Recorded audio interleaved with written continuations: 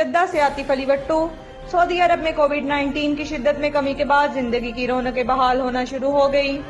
Saudi अरब के साहिली शहर जद्दा में पाकिस्तानी नौजवानों की तंजीम पाकबान की जानिब से तकरीब सजाई गई, जिसमें नौजवानों ने इस अज़म का इजहार किया कि वो दयारे गैर में रहकर भी पाकिस्तान की अजमत और खुशहाली के लिए काम करते रहेंगे। सऊदी अरब के साहिली शहर जद्दा में मुनक्किद होने वाली तकरीब में मर्द और ख़वातीन की बड़ी तादाद ने शिरकत की।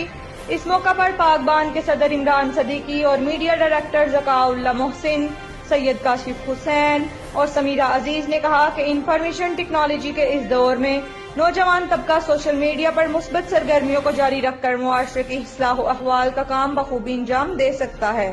और दयारे गैर में रहते हुए अपनी सलाहियतों को उभारते हुए एक अच्छे पाकिस्तान होने और मुल्क का नाम रोशन करने में भी किरदार अदा कर सकता है। हमारी नौजवान नस्ल मुल्क का असासा है, जिसने हमेशा अंदरून और बैरून ममालिक रहकर अपनी सलाहियतों के जरिए खुद को मनवाया है। सऊदी अरब में मुकीम पाकिस्तानी नौजवान हर शोबा जिंदगी में आगे बढ़ रहे हैं और पाकिस्तान का मुस्बित चेहरा उजागर करने में किरदार निभा रहे हैं।